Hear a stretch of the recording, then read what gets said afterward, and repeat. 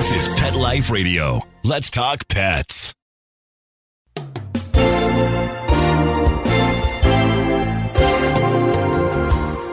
Victoria Shaffer, aspiring actress and animal enthusiast, is on her own in New York City. Follow Victoria and her two dogs, Rue and Echo, as she cares for her furry friends and juggles home life and career, all the while managing to survive in the world's most hectic city. The exciting animal adventures and secret stories from both ends of the leash that make up the Tales of the City. Hey guys, it's Victoria Shaffer, your host of Tales of the City on Pet Life Radio. I'm super excited about today's episode because not only did I get to speak with Gloria Gilbert Stoga, the president and founder of Puppies Behind Bars, a nonprofit organization that uses prison inmates to train puppies to become service dogs for wounded war veterans or explosive detective canines for law enforcers, but I got to go backstage at the Palace Theater to interview actress, singer, producer Glenn Close while she was getting ready to star in the hit Broadway musical Sunset Boulevard.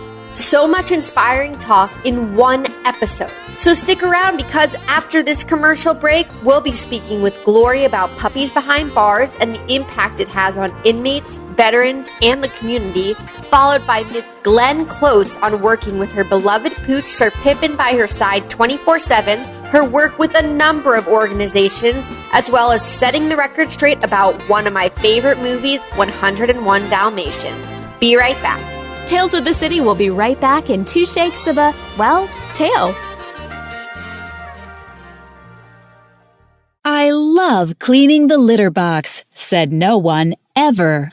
Luckily, there's World's Best Cat Litter, the litter that promises less mess with less litter. Only World's Best Cat Litter uses the concentrated power of corn to quickly trap odors in tight clumps. And quick clumping means you never have to chisel or scrape the box. Less cleanup with less wasted litter? That's a litter bit amazing. Save $2 on World's Best Cat Litter. Visit www.saveonworldsbest.com. Let's Talk Pets on PetLifeRadio.com.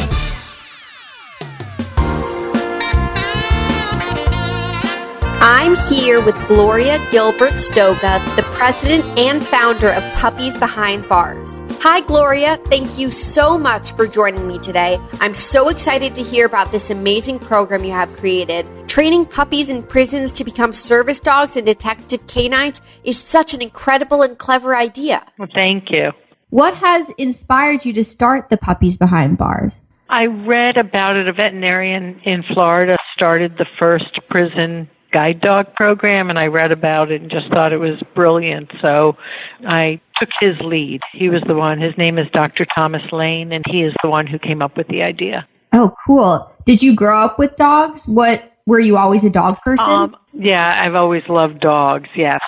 And what is the mission behind Puppies Behind Bars? We train prison inmates to raise working dogs. Right now, service dogs are wounded war veterans and explosive detection canines for law enforcement. But the premise is that inmates, while incarcerated, train dogs that will go out and contribute to society. How many puppies have you guys trained this far? 1,100. Wow, 1,100. And how many prisons? Yeah, right now we're in 6. Wow. So what's the process like? I mean, working with inmates, you have to train both the puppy and the inmate? Well, we train the inmate to train the dog. So, yes, we oversee the inmates and the dogs.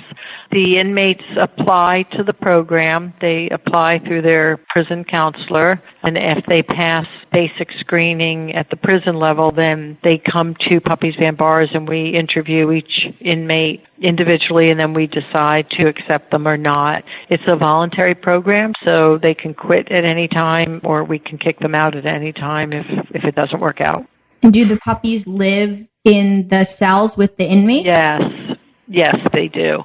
All the time? Yeah. I mean, they obviously go out and about. They go out throughout the prison. They go out with volunteers once or twice a week, so the volunteers can introduce them to normal life activities that the dogs would not get exposed to in prison. But the dogs are with a human being, either an inmate or a volunteer, 24/7.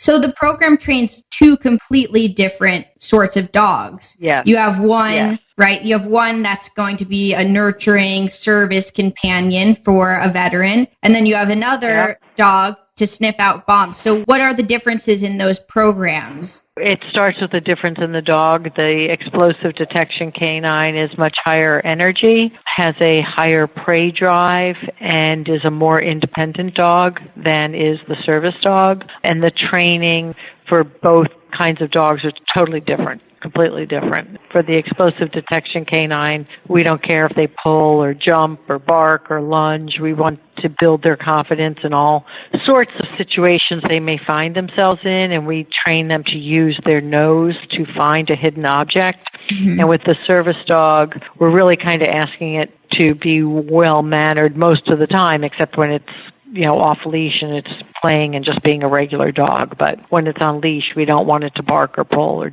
jump or lunge. Right. Is one of the training programs longer than the other? Yes. For explosive detection canines, it takes a year to train, and for service dogs, it takes from 2 to 3 years. So you said you look for different traits to decide which program the puppy will be in. But where do you get these puppies? Like, how do they qualify for the program? We buy them for breeders, and we've started our own very small breeding and early socialization center, because early socialization makes the most confident dog, and whether they're going to be a bomb sniffer or a service dog, they need to be really confident. So by working with the puppies literally from the moment they're born, exposing them to different things, nurturing them, we can make that a more confident dog. What are the breeds that you guys Just use? Labrador Retrievers. Oh, exclusively for both sorts of dogs. Yep. Cool. And I've just been wondering, who gets to name these puppies? Because this is one of the most fun things I feel when getting a dog. Yeah, it's a good question. We have what we call sponsors, and that's somebody who gives $6,000 and they get to name the dog. Oh, cool. What a clever idea. Yeah. So when you first match the inmate with the puppy that they're going to train, do you see any immediate changes in the inmates? Like, what's the impact that this relationship has on them? The dog gives them unconditional love. The dog makes them think of a live being in front of themselves and before themselves, instead of prison life being about me, now the dog comes first. The dog allows them to contribute to society, even while they're incarcerated. And the dog is something that they can meet with success by training a dog and watching it learn its commands, and then hopefully graduating as a working dog. The inmates feel that they've succeeded at something very, very difficult. Right. And what are the requirements to receive one of these service dogs? They have to be in the Puppies Behind Bars program for at least 8 months. And in order to get into the program, we look at their disciplinary record in prison. We look at how long their sentence is. We look at the nature of their crime, and we look at their mental health level. Wow. So there's a lot of research that goes into. Yeah. What about matching the puppy once they've completed the program with their forever home, with the veteran? The veteran, we look at lifestyle of the veteran and the dog's energy level, what specific tasks the veteran may need the dog to do, if the veteran has children at home or not, if the veteran is active or not, if the veteran works or goes to school or not.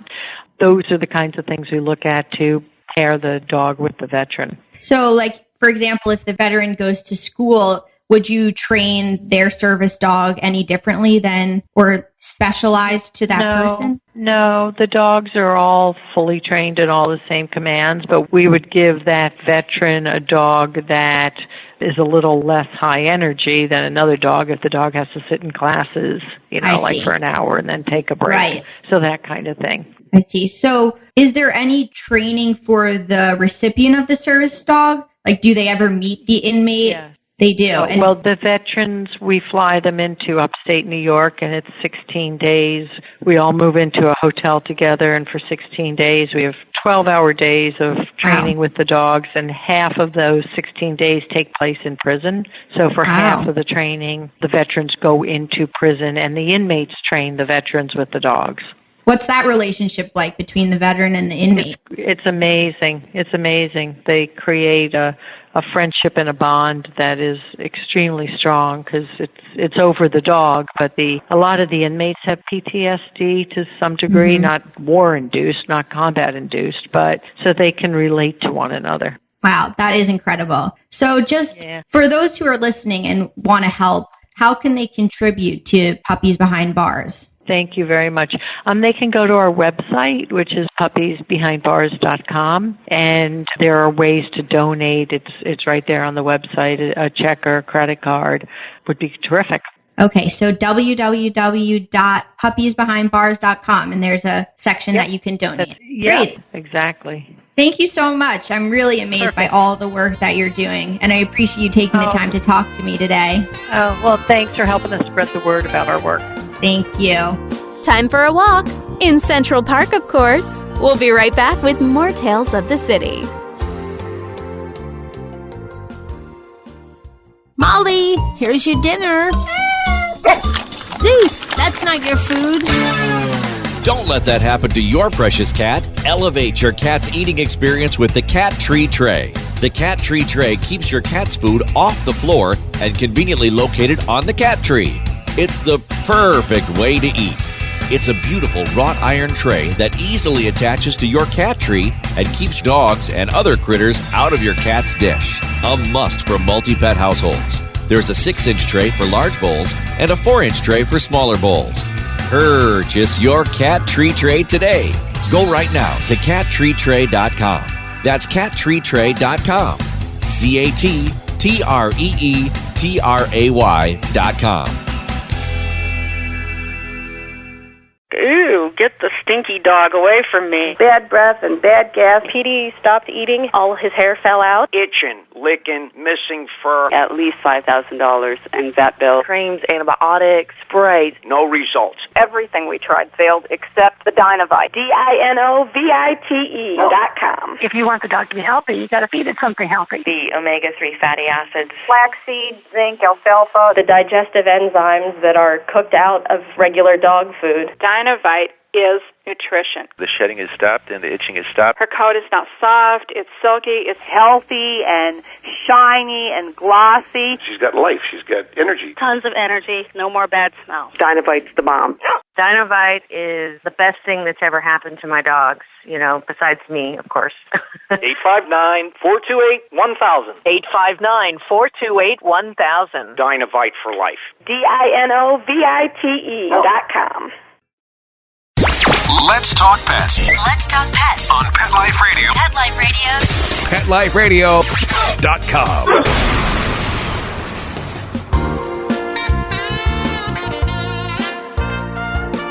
Welcome back. You're listening to Tales of the City on Pet Life Radio. I'm your host, Victoria Shaffer, sitting backstage at the Broadway musical Sunset Boulevard with the star of the show, Glenn Close. Hi, Glenn. Thank you so much for being here today. I can't believe I'm backstage, and I'm so excited to be here. Hello. Hello, Victoria. Thank you so much for doing this. You're very welcome. I see you have to get ready. You don't have much time, so I was just talking to your makeup artist, and it's quite a process. Yes.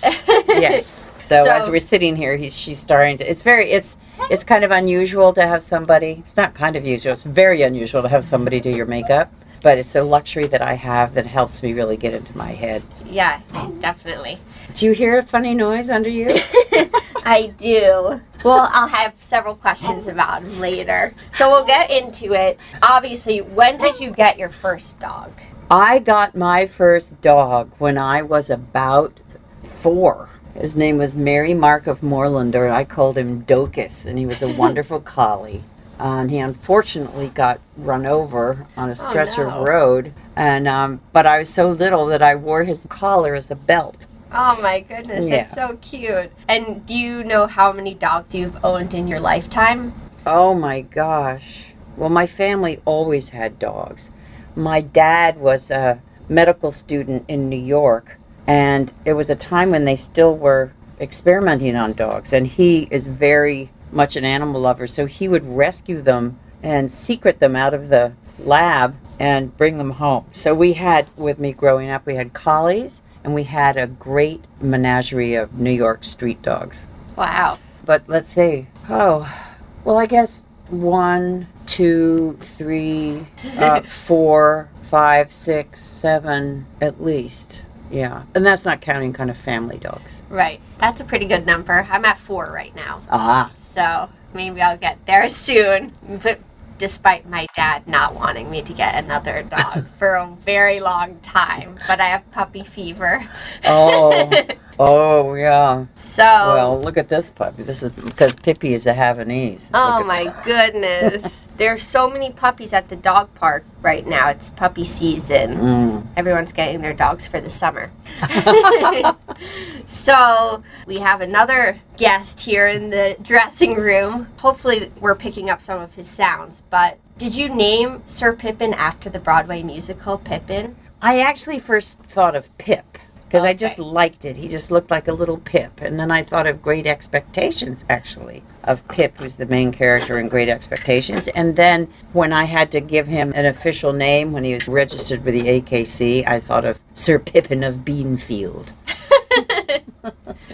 And do you often take inspiration from books and movies and such to name your other dogs that you've had? Not necessarily. Our last 2 great dogs... Well, maybe we do. Well, we had Bill and Jake. Bill was named after, his name was William Hamilton. Yeah, William Hamilton, which was named after Hamilton because Annie liked Hamilton when she was studying about him. And William was named after Clinton because she liked Clinton.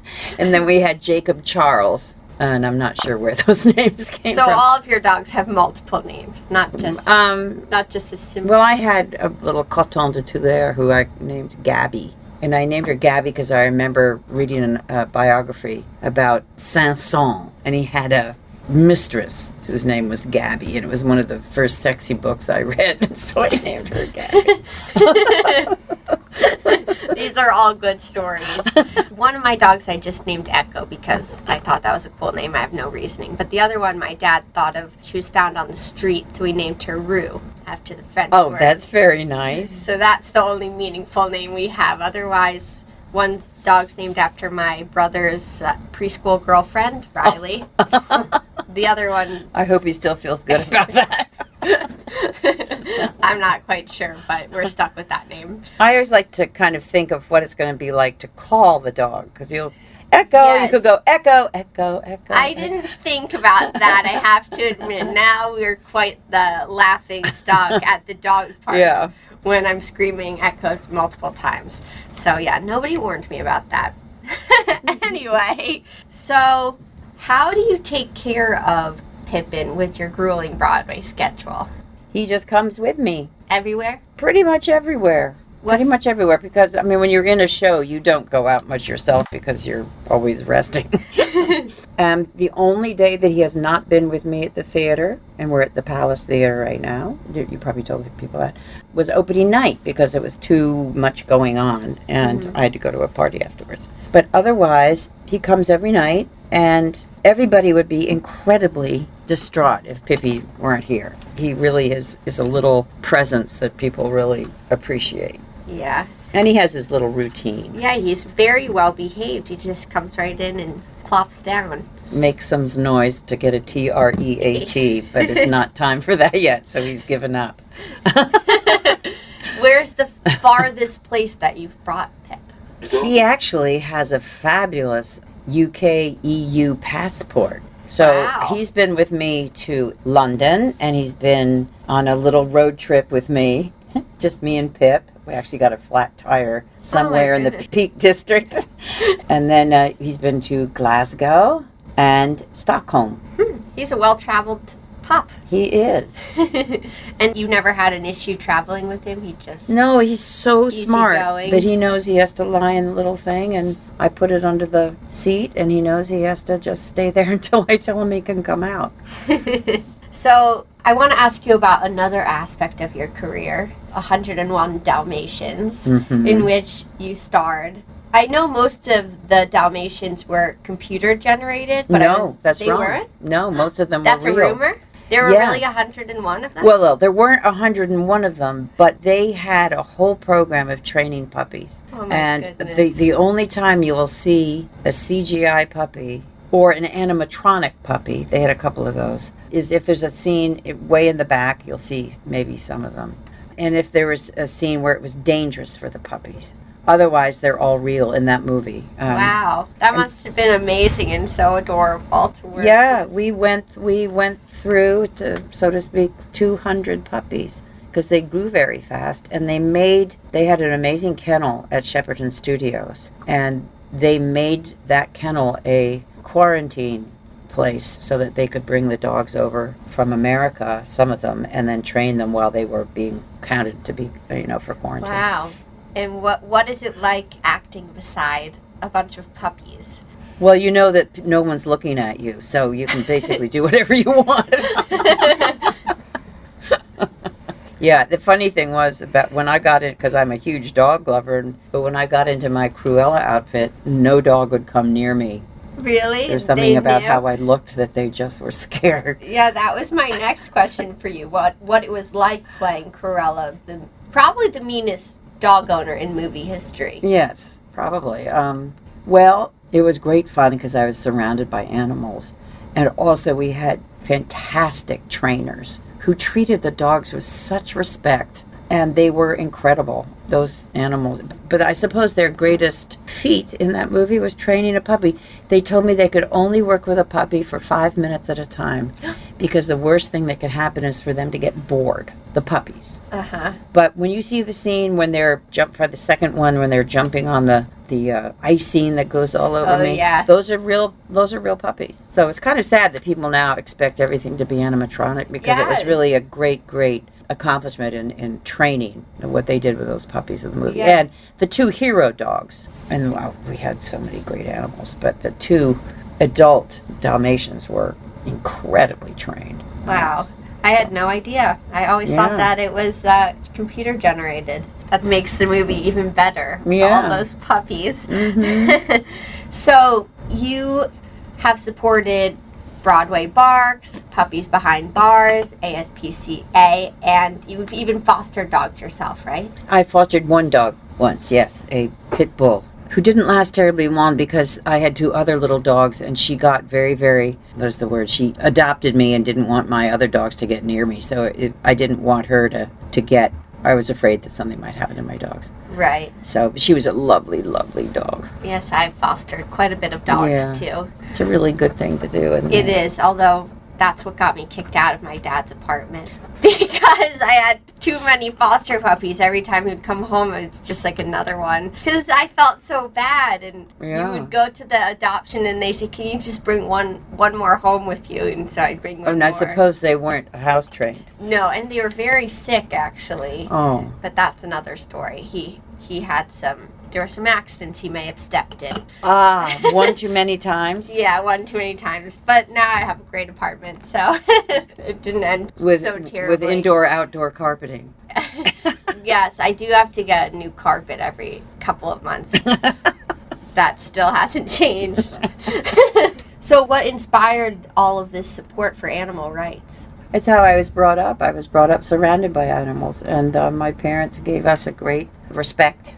Mm-hmm. We had pets, and you learn how to take care of something and think about something other than yourself when you're a child. Right. Except turtles and things like that. I'm afraid my mom always ended up cleaning out their cages or their aquarium. So, but we always had dogs. And then when I was an adult and living in Bedford, we got cats, which we absolutely adored. So it doesn't just end at dogs. You're also a cat person. Cat person. We love horses. I'm working with a organization called Panthera, which is trying to save the great cats of the world. Oh, wow. And I was on the board of the zoo. And you also have your own organization, right? Bring Change to Mind, which emphasizes the importance of service dogs for those with mental illnesses. Can you talk a little bit about this and why you think that someone with a mental disorder could find comfort in having a dog by their side? That's not actually the main thrust of Bring Change to Mind. Bring Change to Mind is working against the stigma around mental illness. But because of my knowledge of how incredible dogs are in the healing process, for people who have had either traumatic brain injury or PTSD or loss of limbs, I really and because I know myself of the healing quality of dogs, I'm a great supporter of that. Yeah. So you bring your dog with you everywhere. I just want to end on one note, which is, what is it about having a dog that enhances your life and that you believe could enhance others' lives by getting their own dog? Dogs are incredibly comforting. They make you laugh. It's important because you have to take care of them, and you learn if you know somebody, for example, who has PTSD and has been given a service dog, that one of the main reasons why they're so good for them is that it gives them something else to think about other than their own problems. Yes. And so that can apply to any of us, right? Right. And I have to say that any day when I wake up and the first thing I see is the little face of my dog, and he's so sweet and funny, you know, it puts you in a great frame of mind. And dogs are very, very sensitive to mood and incredibly comforting, and you don't feel lonely. Mm-hmm. You know, you I have agree. this great presence with you, and they've evolved to where I think they're incredibly sensitive to humans, and probably sometimes can feel more about what we're going through than we might be aware of. So I'm a huge proponent of people, especially in this world of alienation and isolation. You know, I think that what dogs bring into your life is incalculable. I agree. I couldn't agree more. Thank you so much. You're I'll let so- you get ready. I love having Continue you getting here. ready. Look, Puppies is pretending he's asleep. Hi, Yes, Puppies. he's Here so he is. cute. How old is he? He's 2. Pips, can you look up and say hi? He's He says, tired. Only if I... It's the humidity. No, you know what? He gets very chill here because he knows the drill, and he knows that this is where he's going to be for the next 3 hours, 4 hours. Yeah. Well, thank you so much for doing this. It's great to see you. You too. Thank you. You're welcome. That ends today's episode of Tales of the City on Pet Life Radio. I hope you enjoyed today's episode as much as I enjoyed working on it. I'm off to LA tomorrow with my dad for a show at the Saban Theater in Beverly Hills on Saturday night. If you live in the area, please come. I'm sad to be leaving my beloved pooches Echo and Rue, but excited to see all my friends from Jimmy Kimmel Live and relax a little. I just finished working on the Tony Awards, where I actually saw Glenn Close with her dog Sir Pippin trailing behind her at the dress rehearsal. She doesn't lie when she says she brings him everywhere. After our interview, Glenn took me on a tour backstage, and Sir Pippin knew exactly who to show off a few of his tricks to for a treat. He even howled along with her while she was warming up her singing voice. I don't know who's the bigger star, Glenn Close or Sir Pippin. Anyway, that concludes today's episode of Tales of the City on Pet Life Radio.